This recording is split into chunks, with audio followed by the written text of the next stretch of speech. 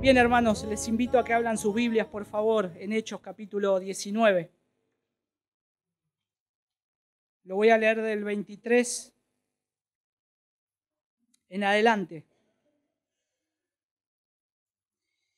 Dice, por aquel tiempo se produjo un alboroto no pequeño por motivo del camino, porque cierto platero que se llamaba Demetrio, que labraba templecillos de plata de Diana y producía no pocas ganancias a los artífices, reunió a estos juntos con los obreros de oficios semejantes y dijo, compañeros, sabéis que nuestra prosperidad depende de este comercio, y veis y oís que no solo en Éfeso, sino en casi toda Asia, este Pablo ha persuadido a una gran cantidad de gente.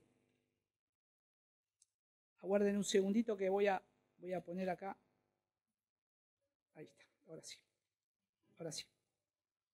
Ha persuadido a una gran cantidad de gente y la ha apartado, diciendo que los dioses hechos con las manos no son dioses verdaderos. Versículo 27. Y no solo corremos el peligro de que nuestro oficio caiga en descrédito, sino también de que el templo de la gran diosa Diana se considere sin valor y que ella, a quien adora toda Asia y el mundo entero, sea despojada de su grandeza. Cuando oyeron esto, se llenaron de ira y gritaban diciendo, ¡grande es Diana de los Efesios! Y la ciudad se llenó de confusión y a una se precipitaron en el teatro arrastrando consigo a Gayo y Aristarco, los compañeros de viaje de Pablo, que eran de Macedonia. Cuando Pablo quiso ir a la asamblea, los discípulos no se lo permitieron. También algunos de los asiarcas, que eran amigos de Pablo, enviaron a él y repetidamente le rogaron que no se aventurara a presentarse en el teatro. Así que unos gritaban una cosa y otros otra, porque había confusión en la asamblea y la mayoría no sabía por qué razón se habían reunido. Y algunos de la multitud dedujeron que se trataba de Alejandro, puesto que los judíos lo habían empujado hacia adelante. Entonces Alejandro, haciendo señal de silencio con la mano, quería hacer su defensa ante la asamblea.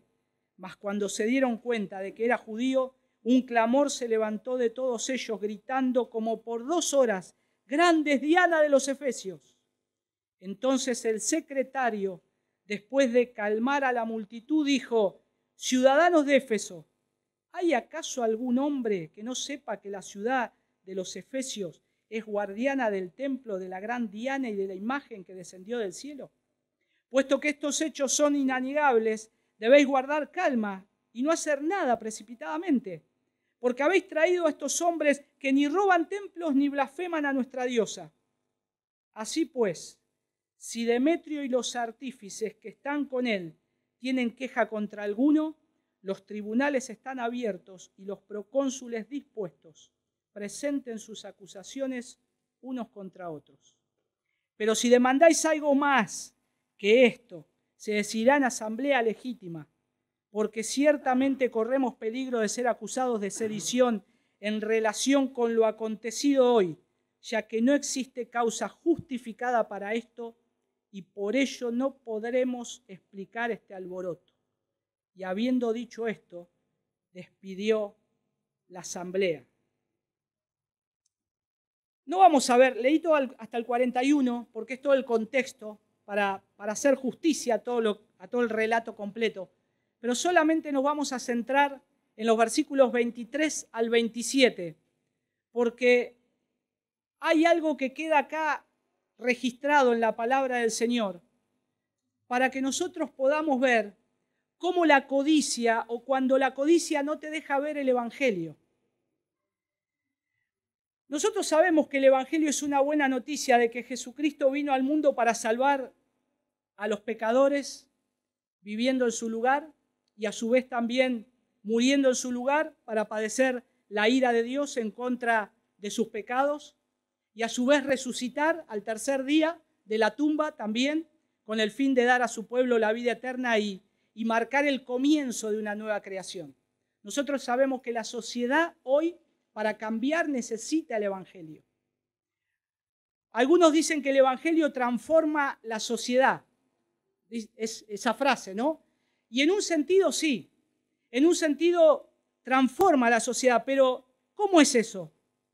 Porque la Biblia a veces usa la palabra evangelio para referirse al cumplimiento de todas las promesas de Dios y establecer el reino de Dios. Eso es lo que la Biblia habla acerca del evangelio. Y todo eso se hace a través de Jesús. Se cumplen las promesas de Dios, se establece el reino de los cielos y eso se hace por medio de Jesús. El reino de los cielos se ha acercado. Es lo que predicaba Juan el Bautista. Es lo que Jesús siguió predicando. Y es el evangelio de Cristo. Y el Nuevo Testamento, nosotros vemos también que dice que un día este reino consistirá en un mundo perfecto en el que los que han creído en Cristo van a vivir en perfecta comunión para siempre. Cuando leemos el libro de Apocalipsis, el libro que está al final de nuestras Biblias, vemos esa esperanza para los creyentes. Aquellos que han sido llamados, viviendo para el Señor, gozándose en el Señor, en un cielo nuevo y en una tierra nueva.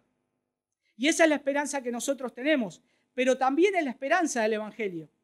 Y nosotros sabemos que en ese sentido el Nuevo Testamento también dice que este mundo solo se va a salvar a través de la obra soberana y decisiva de Dios en la venida de Cristo.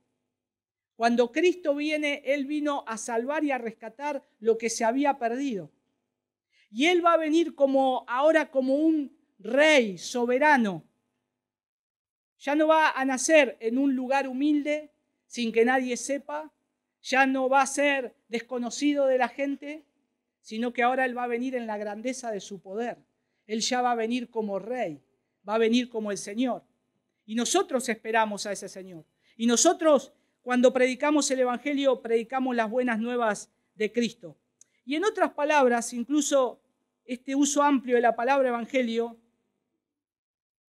no incluye la transformación de la sociedad aquí y ahora. El evangelio puede transformar una sociedad, sí puede transformar una sociedad, cambia vidas, cambia familias, nos ha cambiado a nosotros. El evangelio ha cambiado nuestro hogar, me ha cambiado la forma de ser, me ha cambiado a mí, ha cambiado a mi esposa, puede cambiar a nuestros hijos. Pero nosotros sabemos que vivimos en una sociedad donde la gente muchas veces rechaza el evangelio, donde se le predica el evangelio y una y otra vez lo rechaza. Y no le es concedido el arrepentimiento para creer. Y muchos están destinados a perdición. A lo largo de la narrativa bíblica nosotros lo vamos viendo. Nosotros lo hemos podido ver en el ministerio de Jesús. Jesús predicaba el evangelio y había algunos que lo seguían y otros que se iban. Jesús hacía un milagro, 10 que se iban, 1 que volvía para agradecer. Jesús le predicó a 12 hombres y 1 no estaba escogido para salvación. Entonces, nosotros lo que tenemos que pensar es qué es lo que tenemos que hacer. Es predicar el evangelio, más allá de los resultados que se obtengan. Nosotros no estamos buscando resultados. Nosotros queremos ser fiel al evangelio de Cristo, predicar la palabra del Señor, decir por qué Jesús vino al mundo y para qué vino al mundo, cuál es el propósito. Y este evangelio transformará la manera de vivir aquí y ahora, por lo que muchas veces tiene un impacto en la cultura más amplia. Cuando el evangelio llega a un grupo de personas, a una sociedad, la cosa cambia verdaderamente. Yo no he visto ciudades transformadas por el evangelio. Podemos ver a veces comunidades donde el evangelio llega a un sector, a una familia amplia, y vemos cómo el Señor cambió a toda esta familia. Y eso lo podemos ver. Pero nosotros anhelamos predicar la palabra del Señor y anunciar el evangelio de Cristo porque creemos que es el que transforma las vidas. Es el que transforma las vidas. Y es lo que nosotros tenemos que hacer.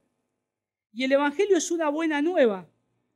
Y en la narrativa de Hechos, nosotros tenemos a los apóstoles y discípulos del Señor predicando el evangelio de Cristo. Porque el evangelio es una buena noticia. Ellos lo sabían de esa manera. Al lugar donde iban, ellos no amoldaban las estrategias o buscaban estrategias de hombre para ver, bueno, a ver acá, ¿de qué manera puedo predicar el evangelio que sea más atractivo, de acuerdo al entorno?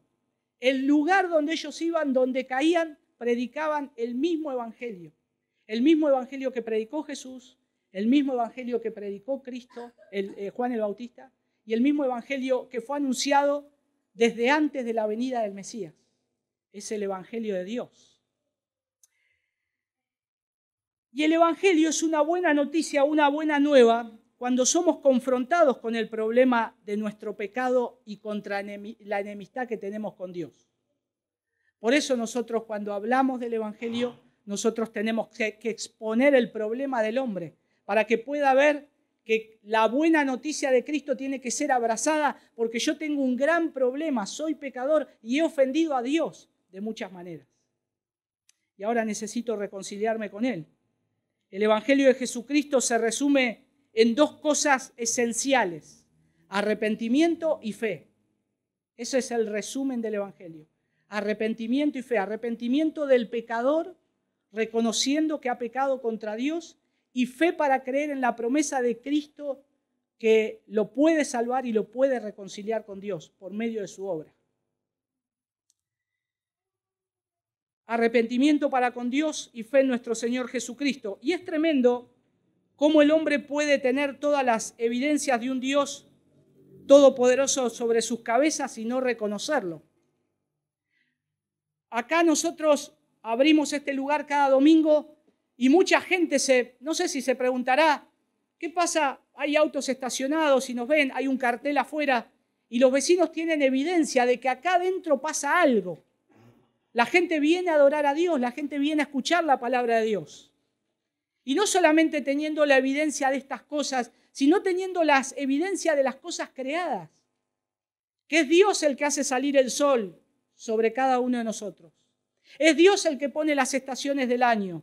Es Dios el que ha creado los tiempos. Todo es evidencia para que la gente vea que existe un Dios. Y sin embargo lo niega. Sin embargo lo rechaza. No cree en Dios. Y cuando se le predica el evangelio, lo que hace es rechazar abiertamente muchas veces el mensaje del evangelio. Y nosotros, cada uno de nosotros, yo creo que en algunos momentos creo que nosotros hemos sido así.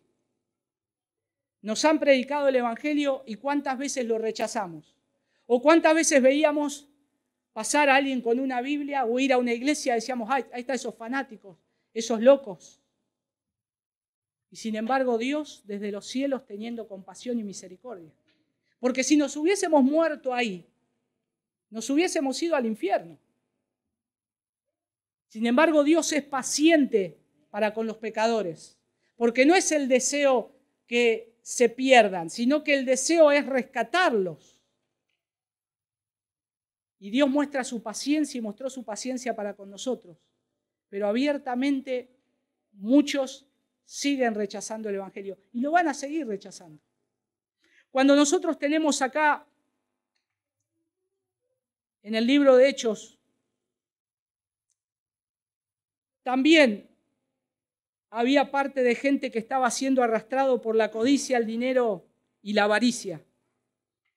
Y aun cuando las evidencias de lo que estaba ocurriendo era algo tan abrumador, cuando tenemos hechos inanegables de lo que Dios está haciendo en la vida de una persona, que yo no puedo negar que este hombre el Señor lo está transformando, porque antes era de una manera y ahora es de otra, sin embargo sigo rechazando el evangelio, sigo rechazando a ese Dios que Él me está predicando de que me quiere salvar. Y si miramos ahí en Hechos 17, 19, miremos por un momento, ahí había ocurrido cosas impresionantes. El evangelio ya había sido establecido, había milagros, había cosas que estaban ocurriendo para que pueda creer la gente, como una señal de lo que seguían a los apóstoles. Y dice el versículo 17, y supieron esto todos los habitantes de Éfeso, tanto judíos como griegos, y el temor se apoderó de todos ellos, y el nombre del Señor Jesús era exaltado. También muchos de los que habían creído continuaban viniendo, confesando y declarando las cosas que practicaban. Y muchos de los que practicaban la magia, juntando sus libros, los quemaban a la vista de todos, calculando su precio, y hallaron que llegaba a 50,000 piezas de plata. Cuando uno ve esto y ve esta narrativa, dices, claro, esto pasa como hoy puede suceder. Nosotros podemos creer en el Señor, ver la mano del Señor, cómo Él obra. Juancito contó un testimonio de algo que le había pasado. Y nosotros vimos ahí al Señor obrar en su gracia, en su misericordia. Pero yo creo que el milagro más grande de la vida que nosotros podemos ver es la vida de Cristo en la vida de un hombre y de una mujer. Esa es la sanidad más grande que puede haber.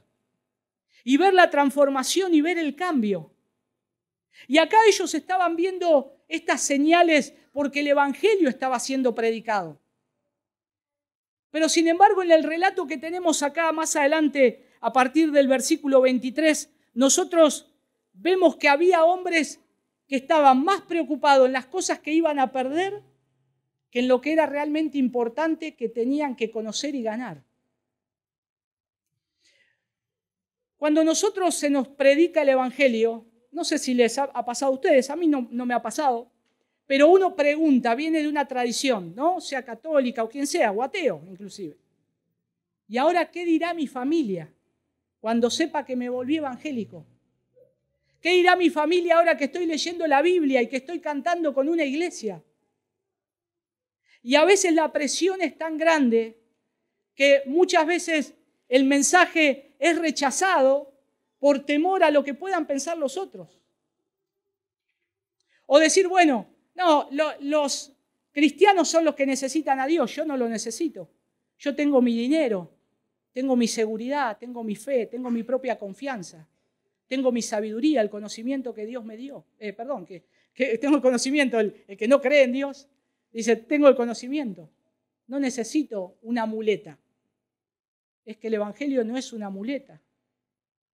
El Evangelio es lo que necesita el hombre para reconciliarse con Dios. Porque después de esto nos vamos todos a encontrar con Él.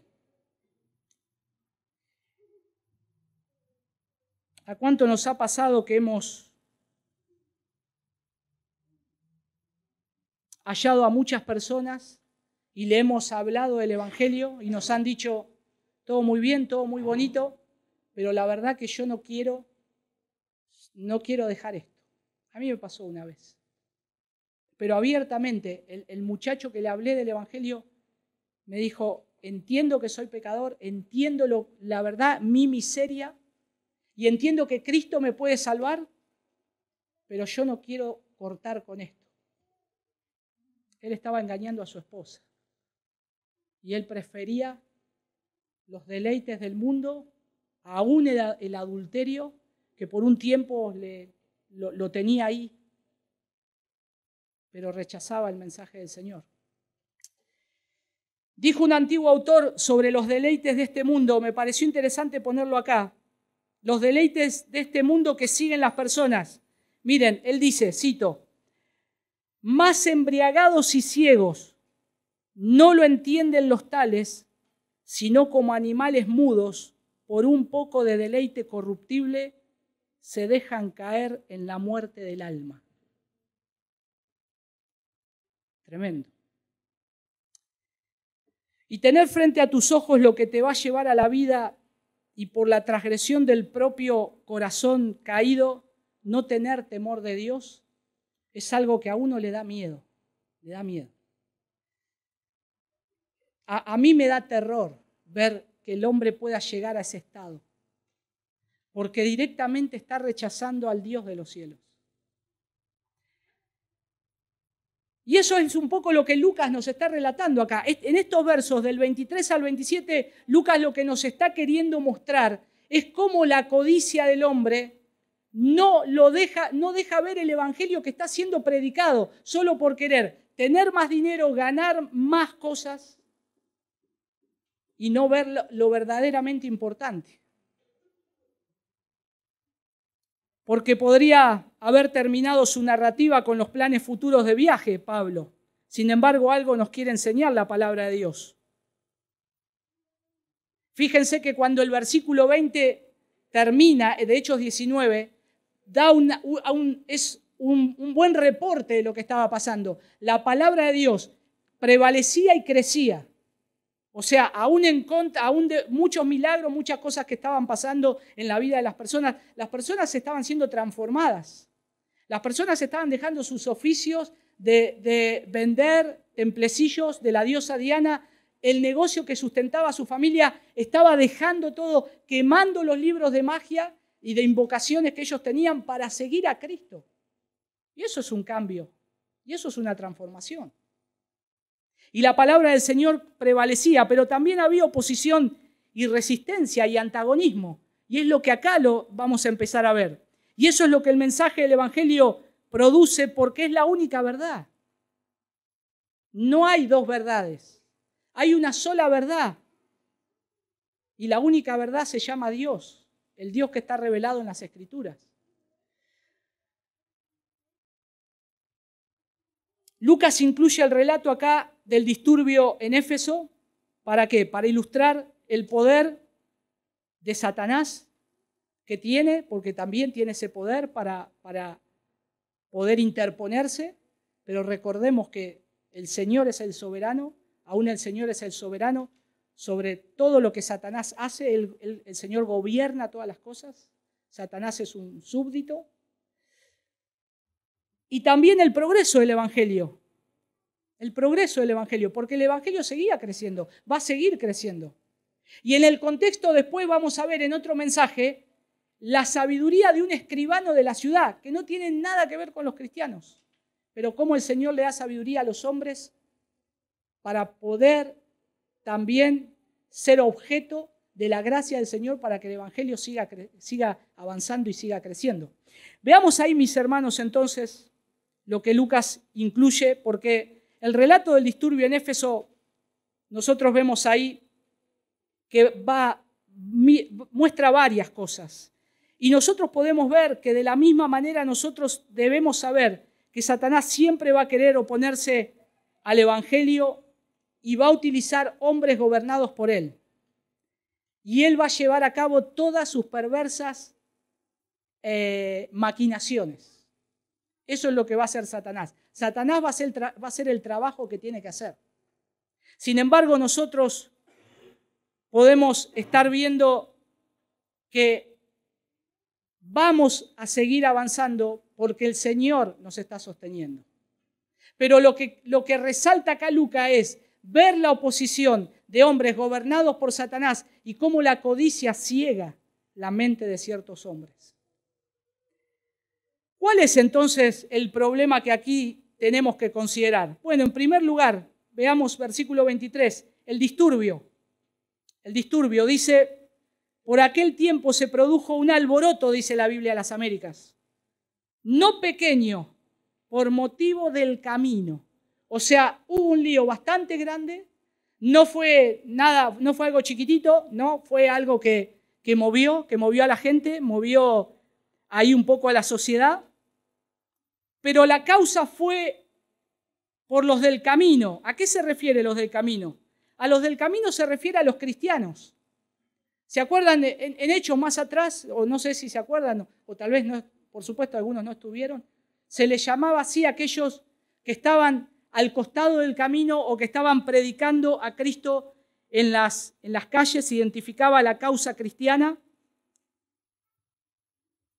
Y cuando el Evangelio era predicado en medio de las personas, siempre había una oposición. Siempre había una oposición. Porque el Evangelio trae un contraste entre lo que yo tengo que dejar o lo que ya no hago más con lo que ahora Dios me pide. El Evangelio es confrontativo. El Evangelio, si sos un hombre que está engañando a tu esposa, te dice que no la engañes más, porque te muestra el pecado. Si sos un hombre que está estafando en los negocios, te dice que ahora seas transparente, porque Dios te dice que seas así. El Evangelio de Cristo nos trae una nueva forma de vida, donde lo que antes se hacía, ahora no se hace más. Lo que antes se hacía, que estaba mal y que era pecaminoso, ahora no se hace más. Y si estaba haciendo algo que estaba bien, ahora yo lo estoy haciendo para la gloria de Dios.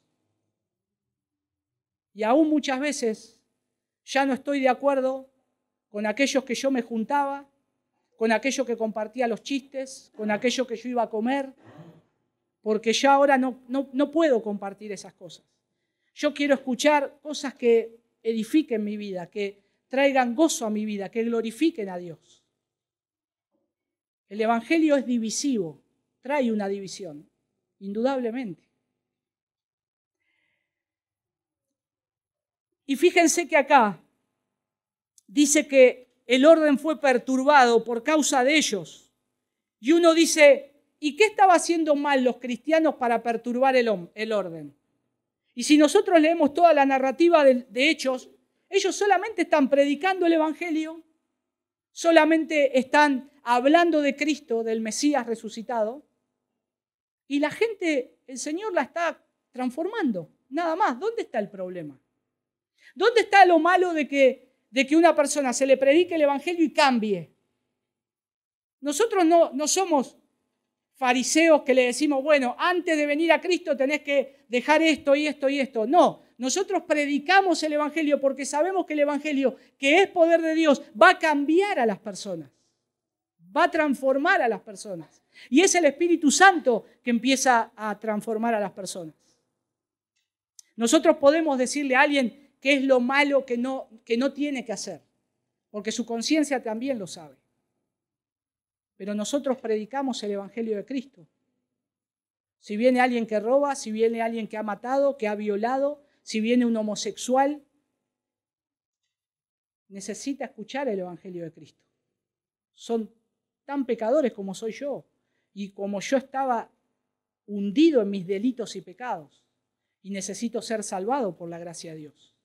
Entonces, no hay ningún problema en lo que estaba haciendo acá los hermanos, los cristianos. Pero noten que dice acá, versículo 24, ahí está el porqué, el alboroto. Porque dice que cierto platero llamado Demetrio, él había ido con un argumento. Él no solamente era platero, labraba templecillos de plata de Diana y a su vez de eso producía no pocas ganancias a todo el gremio. Podríamos decir, los plateros de Éfeso eran un importante gremio de esta ciudad, hermanos. Imagínense que la ciudad se mantiene económicamente por la visita a ese templo de Diana de los Efesios. Que si yo tengo un almacén, me va a venir a comprar, los que más me dejan el dinero para comprar son los plateros. Ahora se están convirtiendo, están dejando el oficio, porque están adorando a un Dios que no es el Dios de las Escrituras, ¿se dan cuenta? Y ahora la ganancia empieza a bajar. Yo como almacenero, si el Señor no me hubiese salvado, yo estaría enojado. Y acá estaban enojados. Pero es interesante porque acá está la voz de un hombre. Recuerden que, y esto lo vimos en el contexto anterior, que inclusive había tanto negocio de hacer templecillos de plata de Diana de los Efesios, que venía gente de otras ciudades a instalarse a trabajar para vivir de eso. Y Demetrio era como un Moyano de nuestros días. Era un sindicalista. Demetrio era un sindicalista. Y los peregrinos venían para adorar a la diosa Diana, Artemisa en griego, la diosa de la fertilidad y la muerte, que era representada por una famosa estatua en Éfeso, y ellos la tenían como que era una imagen que había caído del cielo, que posiblemente muchos historiadores dicen que por esos tiempos había caído un meteorito, y como que se había formado una figura media rara, y entonces ellos ya enseguida la construyeron y la hicieron una imagen. Y eso no es algo nuevo. El corazón del hombre es una fábrica de ídolos. Continuamente quiere idolatrar algo. Y ellos rápidamente hicieron algo. Noten el versículo 35 que lo leímos, no está dentro de este contexto, pero dice, entonces el secretario, después de calmar la multitud, dijo, ciudadanos de Éfeso, ¿hay acaso algún hombre que no sepa que la ciudad de los Efesios es guardiana del templo de la gran Diana y de la imagen que descendió del cielo? Ahí estaba donde esta imagen había salido. Y ahora ya la habían producido y la habían hecho una imagen que es como una mujer, como que tiene muchos pechos así descubiertos, pero también tiene otras figuras. Y esa imagen era la que se hacía juntamente con el templo. Y era lo que se vendía y se comercializaba. Y fue probablemente un motivo por el cual muchos estaban enojados, y ahí Demetrio sale para ser el vocero de todos ellos. Versículo 24, la última parte. Noten que dice: no poca ganancia. ¿A quiénes? A los artífices y a los artesanos. No solamente ellos, Demetrio era sostenido por el gremio de los que trabajaban, como buen sindicalista, sino también los artífices le daban una gran cantidad de dinero el trabajar para hacer esos templecillos de plata. Y entonces acá se reunieron los que fabricaban y los que vendían. Y el Evangelio estaba ahora amenazando a un gran sector de la economía de Éfeso. Por eso es el alboroto. El Evangelio está amenazando el trabajo de estos hombres. Pero ellos no le estaban diciendo: tiren todos los templecillos, saquen todo esto es idolatría al Señor. Ellos estaban predicando el Evangelio nada más. Y la gente, movida voluntariamente por una obra del Señor, estaba reaccionando de esa manera.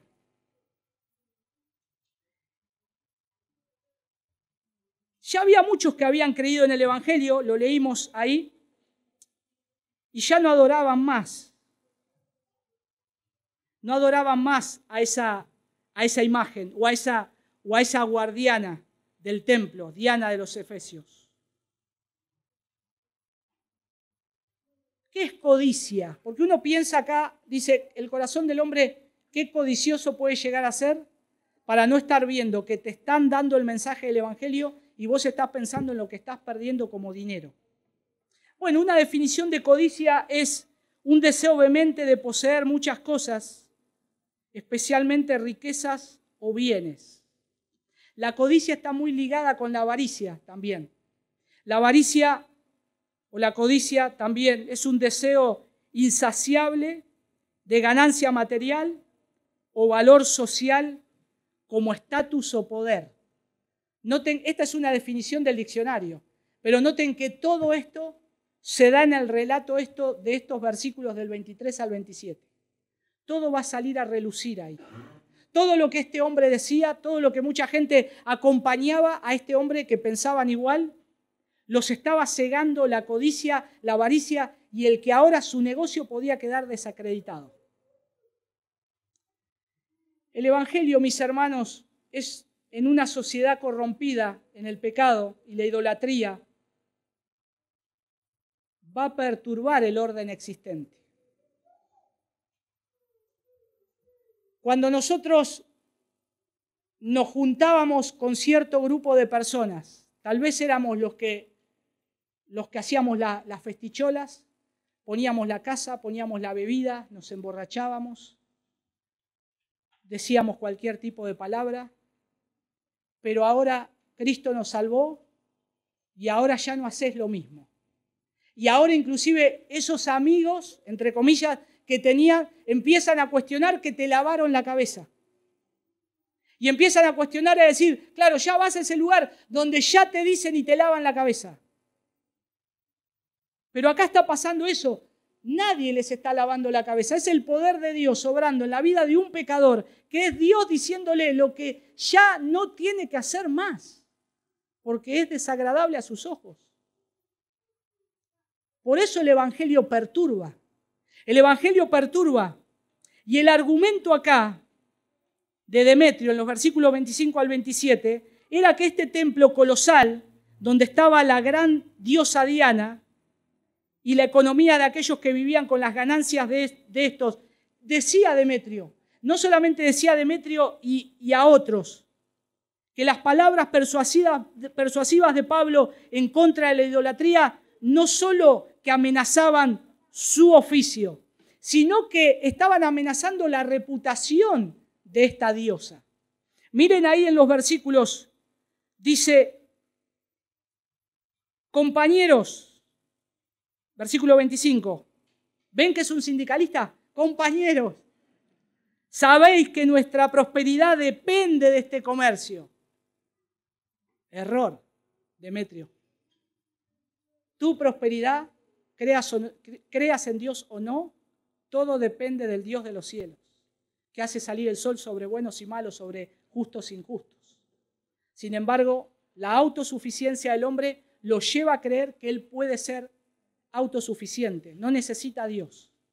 Y solamente su comercio va a ir bien gracias a su astucia. Pero no pueden ver a Dios. Versículo 26. Y veis y oís que no solo en Éfeso, sino en casi toda Asia, este Pablo, miren qué despectivo, ¿no? Este Pablo, como decía este tipo, ha persuadido a una gran cantidad de gente y la ha apartado diciendo que los dioses hechos con las manos no son dioses verdaderos. En un sentido, Pablo, él había predicado eso. Él en Atenas había predicado eso. Al Dios no conocido. Tienen todos estos dioses, pero el Dios que yo les estoy hablando es el Dios vivo y verdadero. La gente podía seguir, si quería, adorando a esos dioses. Nadie se lo impedía, pero Pablo estaba hablando la verdad de lo que Dios dice. Y es la verdad que todo hombre tiene que escuchar. No hay otro Dios. No se puede hacer ecumenismo acá y querer adaptar el evangelio. Bueno, vos sos católico, vení, me abrazo y seguí con San Expedito, con Gauchito Gil, con San José, seguí. Mientras seamos hermanos, no, la palabra del Señor es clara. Hay un único Dios vivo y verdadero. O decimos la verdad, o decimos la verdad a medias y se convierte en una mentira. Y acá los discípulos estaban comprometidos con la verdad. Y lo que Demetrio estaba preocupado era que el oficio estaba siendo atacado. La codicia, la avaricia no les dejaba ver las buenas nuevas del evangelio. ¿Por qué Demetrio no prestó atención al mensaje de ellos? ¿Por qué los otros que estaban en contra no escucharon? Si el pueblo sabía, ellos sabían lo que estaba pasando y lo que se estaba predicando. Porque la codicia los estaba cegando. La codicia, mis hermanos, es, inclusive el amor al dinero, es raíz de todos los males.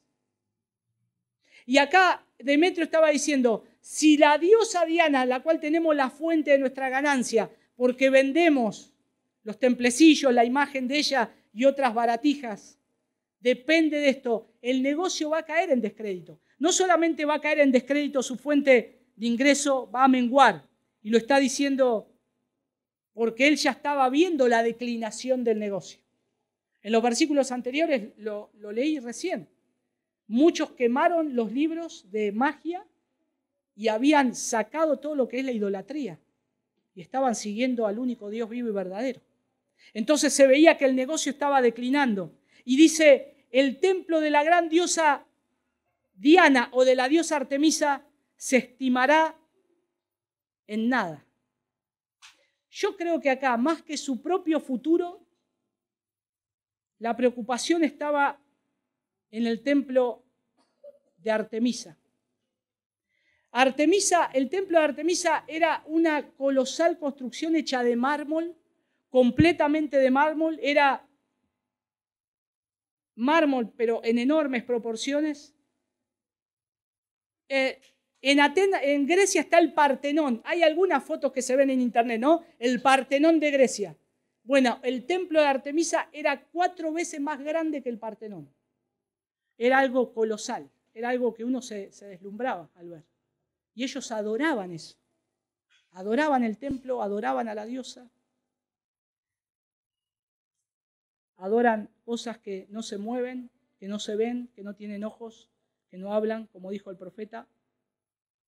Todos los que la adoraban en Asia y en el mundo, porque él dice ahí que lo que está siendo afectado no solamente es esta parte, sino que es Asia y el mundo entero, con el Evangelio. El mundo era todo el mundo conocido. Ahora venían también de Asia y de todo el mundo a adorar a Diana de los Efesios. Pero ahora con el Evangelio esto iba a caer en descrédito. Qué egoísmo el corazón del hombre, ¿no? ¿Por qué no aprovechar que vienen todos de distintos lados para escuchar del único Dios vivo y verdadero? Y que sean salvados, sean rescatados por la gracia de Dios. Sin embargo, la codicia les tapa todo eso. Y no solamente eso, sino que el templo, lo dice ahí, de la gran diosa Artemisa va a caer en descrédito, como si fuese nada. Y él correctamente afirma que la adoración de Artemisa era universal. Por eso es como que él hace sonar la trompeta de decir, nos están, como está el dicho, ¿no? Nos están escupiendo el asado, nos están arruinando el negocio.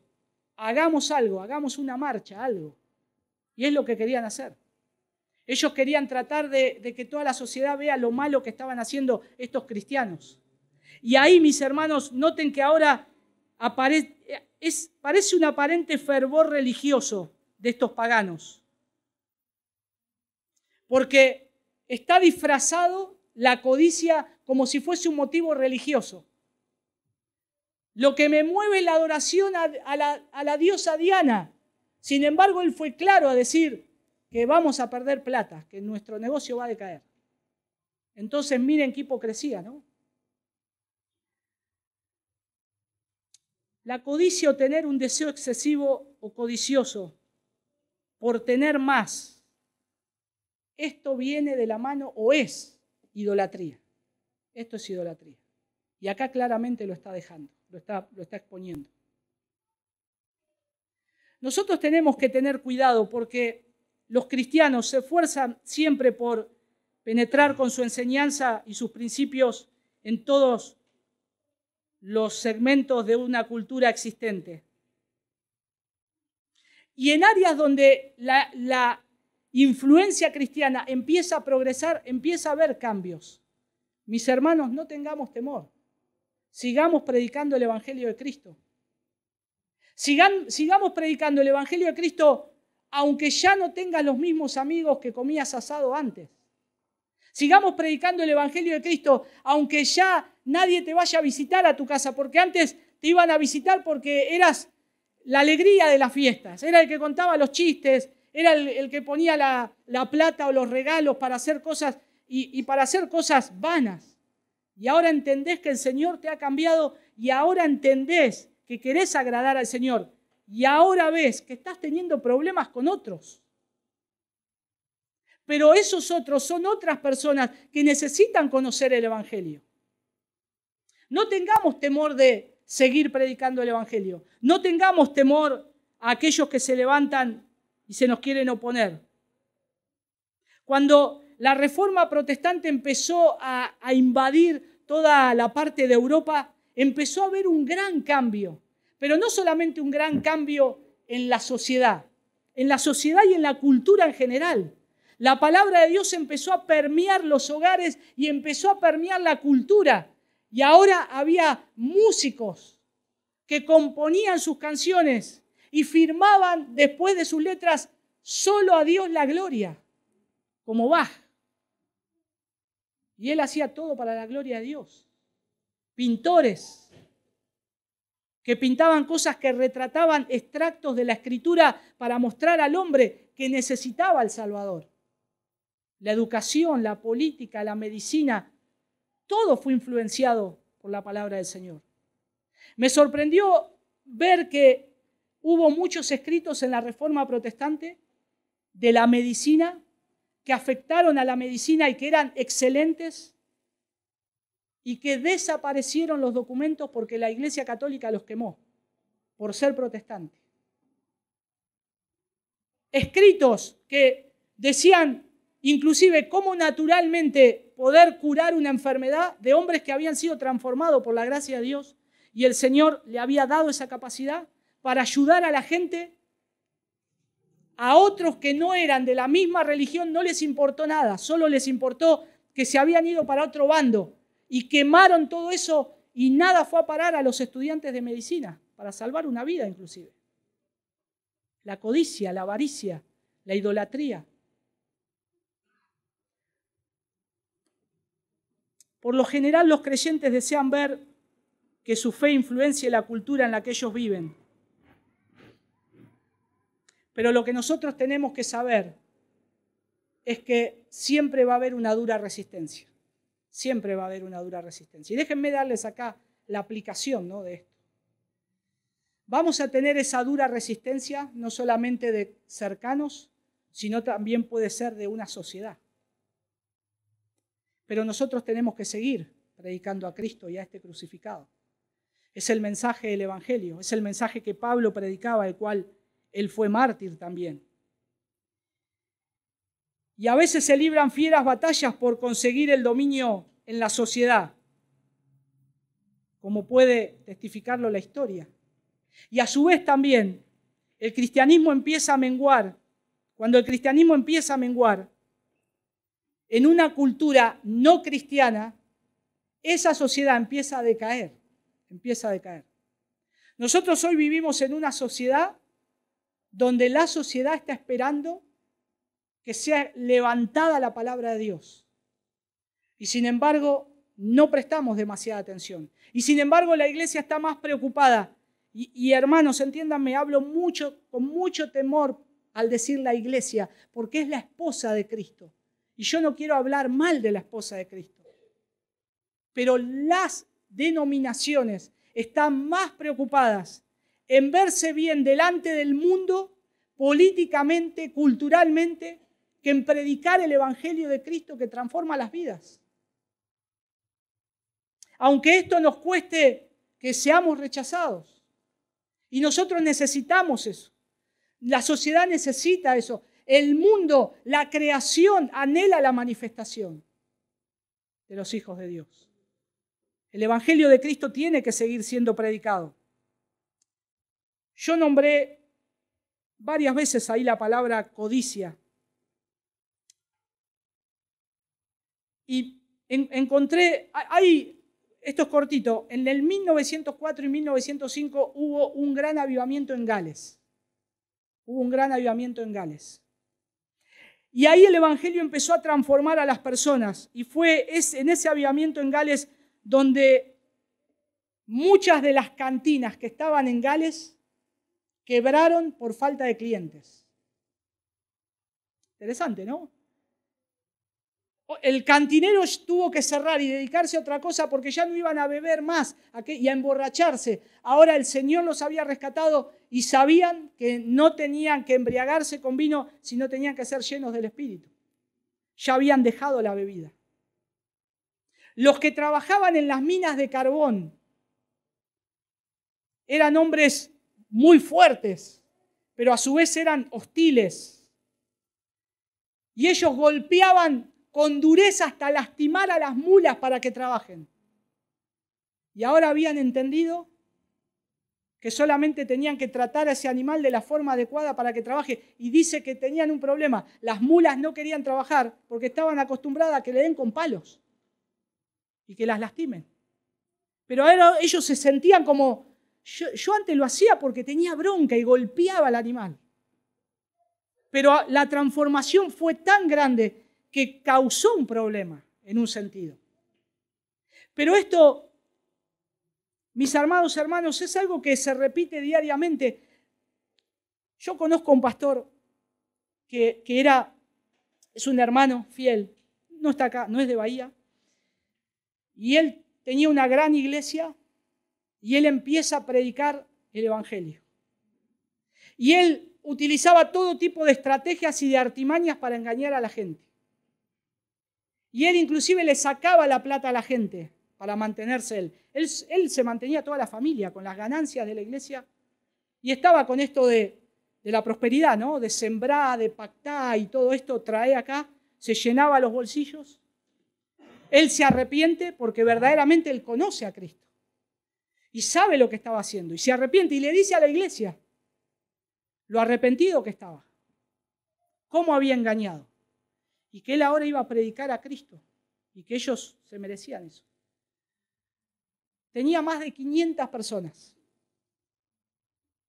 ¿Saben con cuántas se quedó? Con 6 personas. Todas se le fueron. Y él, de estar siendo sostenido por años por un ingreso de una iglesia, ahora él empezaba a tener otro trabajo y él tuvo que empezar a hacer comidas caseras y vivir de eso y sustentar a su familia de eso.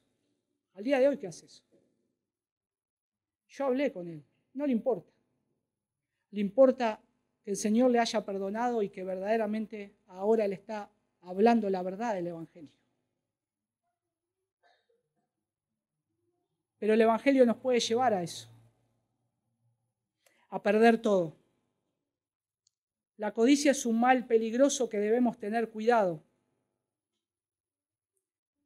Está de moda la corriente popular, lo que dices recibes o lo que podés imaginar es lo que vas a tener. Es peligrosísimo que se diga eso en las iglesias. Visualizalo, míralo. Lo estás tirando a un grupo de personas que hay corazones codiciosos que los estás llevando a la muerte. Los estás llevando a nublarle el Evangelio. Otro cortito. Ya termino, disculpen la hora. Conocí a un muchacho que vendía flores en la calle en Buenos Aires. Conocí el testimonio de él. Él era barra brava de Boca. Siempre lo de Boca haciendo lío, ¿eh? Barra brava de Boca. Pero el Señor lo salvó. El Señor lo salvó. Pero él contaba que él vivía, porque viven de eso, les pagan un sueldo y vivía bien. En ese momento, les estoy hablando de acá hace por lo menos casi 20 años atrás. En ese momento a él la barra brava le pagaba en dólares, nada de pesos. Y él mantenía, es toda una organización eso. Le predican el Evangelio en la calle, él cree en Cristo, el Señor lo salva, y él entiende que lo que está haciendo ya no lo tenía que hacer más. Él andaba en todas cosas turbias.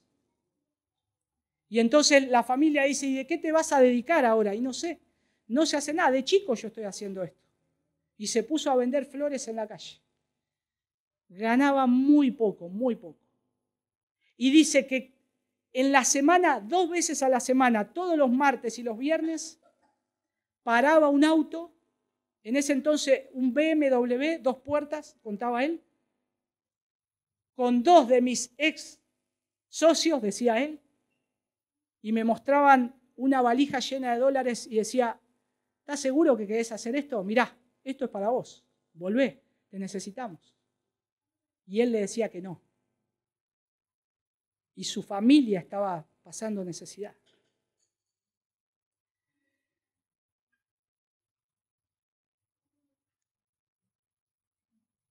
Lo que nosotros tenemos que ver, que la Escritura es clara cuando dice que todo cristiano auténtico va a experimentar la provisión de Dios. Porque si Dios nos llama, Dios nos va a sostener. Y no solamente eso, que Dios nos va a sostener y nos va a proveer para todo lo que nosotros necesitamos. Y es cierto, hermanos, es cierto que seguir a Cristo es sufrir. Claro, porque no quisiéramos apartarnos de las amistades y parientes que ahora nos dan la espalda, solo por haber seguido el Evangelio. Voy a terminar con una frase de Isaac Watts. Dice Isaac Watts, donde quiera que Dios en su providencia ha puesto a su pueblo, allí debe ser vigilante en el servicio del Señor. Y él escribe un himno, y solo una estrofa. Dice así, lucharon otros por la fe con celo y con valor. Y yo, cobarde, negaré a Cristo mi Señor. Es menester que sea fiel, que nunca vuelva atrás, que siga siempre en pos de Él. Su gracia me dará. Vamos a ver. Señor, gracias por tu bendita palabra. Gracias por salvarnos. Gracias porque, Señor, antes muchos de nosotros éramos como Demetrio y los otros que veíamos o estábamos aferrados más a la codicia, a la avaricia y no veíamos el Evangelio. Señor, gracias porque nos abriste los ojos. No fue por nuestra astucia, no fue por nuestro poder, sino que fue por tu obra de gracia. Ayúdanos, Señor, a ser cuidadosos con esta trampa que podemos caer. Por la codicia y por la avaricia, tu palabra nos recuerda que Ananías y Zafira fueron muertos. ¿Cuántos fueron traspasados de muchos dolores, dice tu palabra, por ese amor al dinero? Ayúdanos, Señor. Ayúdanos a ser fiel con lo que nos das en nuestras manos. Si tenemos la posibilidad de ser una iglesia o ser personas que seamos fiel porque son tus recursos, pero que nuestro corazón no se desvíe hacia eso. Señor, ayúdanos a que tu palabra siga siendo predicada. Y gracias nuevamente por animarnos y alentarnos, Señor. En el nombre de tu Hijo Jesús.